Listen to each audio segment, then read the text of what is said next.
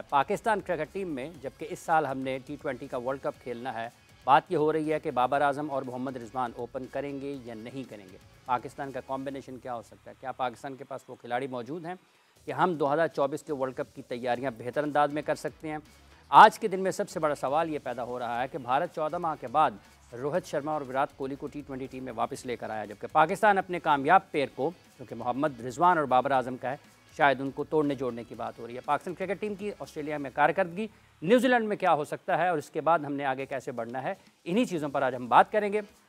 हमें कराची से ज्वाइन किया है पाकिस्तान क्रिकेट बोर्ड के साबिक चीफ सेलेक्टर जनाब हारून रशीद साहब ने। हारून साहब, अस्सलाम वालेकुम। वालेकुम अस्सलाम, अस्सलाम वालेकुम नाज़रीन। बहुत शुक्रिया हारून रशीद साहब, आपने अपना वक्त दिया है। बताइएगा कि एक तरफ इंडिया की टीम का ऐलान हुआ है अफगानिस्तान के खिलाफ और लगभग 14 माह के बाद विराट कोहली और रोहित शर्मा को वो टी20 टीम में वापस लेकर आए हैं। हम जबकि टी20 के वर्ल्ड कप के साल में हैं, हम साल का आगाज़ कर रहे हैं तजुर्बात के साथ, तो आपको लगता है कि ये बेहतर वक्त है उस तैयारी, उन फैसलों का जिसकी तरफ हम जा रहे हैं, जैसे बाबर आजम और मोहम्मद रिजवान का ओपनिंग पेयर है? देखिए, एक तो सबसे बड़ी इम्पोर्टेंट चीज़ ये है कि आप, मेरी तो समझ में ये नहीं आता कि हम जो हैं, जो भी हमारे थिंक टैंक है, जो भी इन चीज़ों को देख रहा है, हम अपने आप को कंपेयर कर देते हैं, शुरू करना इंडिया से और बाकी दूसरी टीमों से। आप देखेंगे उनका रिसोर्स पूल बहुत ज़्यादा है हमसे, चाहे जिस मर्जी आप कंट्री को ले लें। पाकिस्तान के पास इतना रिसोर्स पूल नहीं है। ठीक है, मैं मानता हूँ कि आपके पास 3 से 4 महीने, 4 से 5 महीने हैं वर्ल्ड कप से पहले, लेकिन क्या आपके पास क्या नेमुल बदल है रिजवान का और बाबर का, जो कि ओपन करते हुए चले आ रहे हैं? आपको 6 ओवर में जो भी अच्छा स्टार्ट दे के, लोगों को ये भी है कि जी वो 10 से 12 ओवर के बाद जब आउट होते हैं तो आस्किंग रेट इतना ज्यादा हो जाता है, या जो वो पहले बैटिंग कर रहे होते हैं तो हार्डली 6 या 7 रन पे लेके टीम को चल रहे होते हैं। लेकिन इसका इशू नहीं है। इशू सिर्फ ये है कि अगर तो डिलीवर कर रहे हैं, आप अगर कंपैरिजन करना चाहते हैं तो आप देखेंगे in terms of number of victories कितनी। पाकिस्तान ने अच्छे खासे मैचेस भी जीते हैं टी20। अगर नई सेटअप आई है, वो ये सोच रहा है कि हमने इसको चीजों को चेंज करके देखना है, तो उनके पास उससे हार्डली, ये न्यूजीलैंड की सीरीज है, उसके बाद 2-3 सीरीज और होंगी, उसके बाद आपको कॉम्बिनेशन करना पड़ेगा, बनाना पड़ेगा। इंडिया के पॉइंट ऑफ व्यू से कि इंडिया के तो इतना एक्सपीरियंस स्टफ है उनके पास, वो जिसको मर्जी चाहे ले आए, वो डिलीवर करेगा। अभी तक उनके हार्दिक पांड्या जो है वो फिट नहीं हुए, लेकिन मेरे अपने नजदीक बहुत सोच समझ के इनको ये करना चाहिए। ऑलरेडी आपने बाबर का कॉन्फिडेंस शैटर कर दिया, उसको कप्तानी से हटाने के बाद आपने देखा उसका परफॉर्मेंस कैसा हुआ है वहां पर ऑस्ट्रेलिया में। न्यूजीलैंड में डेफिनेटली टी20 डिफरेंट फॉर्मेट है, हम उसको कंपेयर नहीं कर सकते टेस्ट मैच कंपटीशन से। मुझे उम्मीद है कि ये लोग बेहतर करेंगे, इसलिए कि टी20 वर्जन 20 ओवर्स की क्रिकेट है, उसमें दोनों टीमें ऑन द डे अच्छा कर जाएंगी, फील्डिंग, बैटिंग और बॉलिंग, वो जीतेंगी। इसमें बहुत ज्यादा इसमें इशू नहीं होगा, लेकिन डिस्टर्ब करने से पहले ये देख लेंगे, क्योंकि मैं ऑलरेडी फखर जमान का एक स्टेटमेंट पढ़ रहा हूँ कि जी मुझे कह दिया गया है कि आपको हम मिडिल ऑर्डर में खिलाएंगे। इसका मतलब उनके ज़हन में अभी भी है कि रिजवान को और बाबर को ही ओपन कराएंगे, साइम अयूब को शायद नंबर 3 कराएं। ये मुझे अभी नहीं पता, ये मैं सिर्फ, मेरी अपनी सोच है कि जो जिस तरीके से वो सोच रहे होंगे। अभी लेट्स सी, अभी तो हमें कुछ पता नहीं है कि वो बाबर को और रिजवान को क्या करना चाह रहे हैं। एक तरफ से खबर ये भी आ रही है कि बाबर आजम को रेस्ट कराएंगे न्यूजीलैंड की सीरीज में। मुझे समझ नहीं आ रहा। अच्छा, ये जो आपने बात किया कि आप पहले अपने मुतबादल की तरफ देखें कि क्या आपके पास उतने अच्छे मुतबादल हैं, एक दूसरा ये है कि हमें अगर 10 ओवर्स के बाद बेहतर खेलने वाले मौजूद नहीं हैं, तो क्या उसका ये हल है कि आप अपने जो 10 ओवर अच्छे खेल रहे हैं उनको बाहर निकाल दें, या उनको आप उनके साथ जोड़ तोड़ उनका कर दें? देखिए हाफिज, यही तो इशू है। देखिए ना, मसला ये, आपने बड़ी अच्छी बात की मुतबादिल। देखिए मुतबादिल क्या एक्सपीरियंस में, उसकी स्टेचर में, यानी जो दूसरी टीमें जब आपके साथ मुकाबला करेंगी तो वो वे करती हैं कि मेरे सामने कौन से प्लेयर्स हैं जिनके साथ मेरा मुकाबला है। तो अगर वहां बाबर आजम का, रिजवान का नाम नहीं होगा, किसी ऐसे नए प्लेयर का नाम होगा जो अनट्राइड, अनटेस्टेड है, तो आप कैसे एक्सपेक्ट करते हैं कि वो वही इंपैक्ट देगा जो कि बाबर और रिजवान का दूसरी टीमों के ऊपर होता है। मेरे नजदीक बहुत सोच समझ कर देखें। आपके पास हार्डली बहुत कम टी20 के प्लेयर्स हैं जो अच्छी बैटिंग कर लेते हैं। अभी तक इफ्तिखार आपको डिलीवर करके दे रहे हैं, जब भी मैंने देखा है कि वो नीचे मौका मिलता है उनको वो आगे रन्स कर देते हैं। इसके अलावा तो आप मुझे बताएं कौन से ऐसे प्लेयर हैं जो आपको कोई 140 150 के स्ट्राइक रेट से खेलने वाले प्लेयर्स हैं?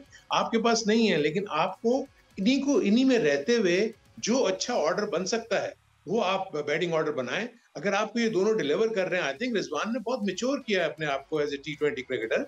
वो आके आपके 6 ओवर्स में अच्छा सर्व करता है। बाबर को जब थोड़ा सा मौका मिलता है वो भी रन्स, तो ऐसा तो नहीं कि वो रन्स नहीं करता। सो अब ये देखना है कि ये साइम अयूब को, फ़खर ज़मान को कहाँ फिट इन करेंगे। फ़खर ज़मान एक ट्राइड एंड टेस्टेड हॉर्स है इनके पास। व्हेयरएज़ साइम अयूब तो भी सिर्फ लीग क्रिकेट में ही कुछ परफ़ॉर्म किया हुआ है ना। हुँ। इंटरनेशनल क्रिकेट में तो अभी तक तो वो आके इतना अच्छा परफ़ॉर्मेंस अभी तो करेगा, वो मैच्योर होगा, अच्छा लड़का है। उसका अच्छा उसके पास मुझे नज़र आता है टैलेंट कि वो आगे जाके अच्छा करेगा। लेकिन अभी हम इतना जल्दी कि हम ये कह देंगे वो बाबर का रिप्लेसमेंट है या रिज़वान का रिप्लेसमेंट है, तो वो बहुत जल्दी है, अर्ली है वो। अच्छा, हारून रशीद साहब, ये जो हमने गुज़िश्ता 3-4 बरस में पावर हिटिंग के नाम पर मिडल ऑर्डर में जो तजर्बात किए, आज हम उनको, उन खिलाड़ियों को बिल्कुल भुलाए बैठे हैं। तो आपके ख़्याल में अगर कोई टी20 का अच्छा ओपनर है, तो वो मिडल ऑर्डर में आकर वो वैसा ही खेल पेश कर सकता है जैसा वो बहैसियत ओपनर करता है? देखिए, ये बड़ा मुश्किल है हाफ़िज़ इमरान, आप मुझे बताओ ये कैसे हो सकता है? 6 ओवर्स का मतलब क्या है? सिर्फ़ 2 फ़ील्डर्स बाहर हैं। हुँ। 2 फ़ील्डर्स बाहर होने का मतलब है कि उस प्लेयर को ये पता है कि मैंने ओपन जाना है, मैंने ओपन जाके मेरे पास सिर्फ़ 2 फ़ील्डर्स बाहर हैं, मैं जिस तरह मर्ज़ी खेलूँ, मैं किस तरीके से सर्कल को क्रॉस कर सकता हूँ, जो इनसाइड 2 फ़ील्डर्स बाहर हैं, उनको मैं किस तरह देख के उन गैप्स को तलाश कर सकता हूँ, जहाँ मुझे चौके या छक्के मिल सकते हैं। लेकिन जैसे ही वो अगर नंबर 3, 4 या 5 पे जाएगा, तो उसको तो वेट करना पड़ेगा, उसको 20 ओवर नहीं मिलेंगे, उसको तो हार्डली अगर एक अच्छी पार्टनरशिप लग जाती है, तो उसको हुँ। 5 से 7 ओवर मिलेंगे। या उसको 4 से 5 ओवर मिलेंगे, तो उसमें क्या वो डिलीवर करेगा? एक ओपनर को 20 ओवर्स चाहिए, वो इनफ रन्स करके देता है। आप उठा के भी देख लेंगे, टी20 क्रिकेट में आपके टॉप 3 या 4 प्लेयर्स हैं, जो 1, 2, 3, 4 हैं, वही आपको ज़्यादा रन्स करके देते हैं, दुनिया भर की क्रिकेट में देख लें। बहुत कम मौके ऐसे होते हैं कि आपका कोलैप्स हुआ और नीचे से आके किसी ने आपको रन्स कर दिए, ये बहुत रेयर है। सो हुँ। मेरे अपने नज़दीक जो आपकी थिंक टैंक को सोचना ये चाहिए कि आपके कौन से टॉप 4 टू 5 प्लेयर्स, कम से कम 4 ऐसे प्लेयर्स ऊपर ऐसे हैं जिनको वो समझते हैं कि आपके 20 ओवर्स खेलेंगे वो, तो आपके रन्स जो बोर्ड पे हैं, वो 180-90 लगना चाहिए। क्योंकि जिन जगहों पे जाके वर्ल्ड कप के मैचेस होने हैं, वहां पर 180 190 पार स्कोर होगा। सो क्या वहां तक हम पहुंचने वाले प्लेयर्स हमारे पास हैं? आपने सही कहा कि पिछले जो अगर आपके एक साल में जो आपने ट्राइड एंड टेस्टेड प्लेयर्स हैं और उन्होंने अगर डिलीवर भी किया है, अगर नहीं भी डिलीवर किया और उनके पास वो पोटेंशियल है, वो हिट आउट कर सकते हैं, उनके पास स्ट्राइक रेट ज्यादा हो सकता है, तो अब देखें ना, अब मैं इसमें 3 विकेट कीपर देख रहा हूँ।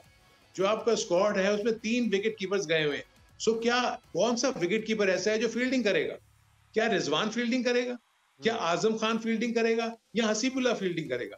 मुझे तो डर ये है कि इन 5 मैचेस में कई ऐसे प्लेयर हैं जो बगैर खेले ही ना वापस आ जाएं। सो आप उनको कहाँ ट्राई करेंगे? So it's very very important कि आप किस सोच के साथ लेके जा रहे हैं। या तो आप पहले से अपनी स्ट्रेटजी बताएं कि हम कौन कौन से प्लेयर्स को खिला रहे हैं, कौन कौन से प्लेयर को नहीं खिला रहे हैं। हम रिजल्ट्स की तरफ नहीं जा रहे। देखिए ना, न्यूजीलैंड भी तो रिजल्ट की तरफ नहीं जा रहा, वो अपने हुँ। नया नया कॉम्बिनेशन ट्राई कर रहा है। वो भी बांग्लादेश से भी हार गया। सो हो सकता है वो पाकिस्तान से भी हार जाए, लेकिन वो अपना एक स्क्वाड तैयार कर रहे हैं जिनको उनको पता है कि हमने टी20 के वर्ल्ड कप में कौन से प्लेयर्स को लेके जाना। सो क्या पाकिस्तान इन नए प्लेयर्स के साथ जिन्होंने अभी खेली नहीं हुई क्रिकेट, उसकी तैयारी जो आप वर्ल्ड कप टी20 की कर रहे हैं, उसके लिए आपके पास पूरा मवाद मौजूद है या नहीं है, ये देखना होगा।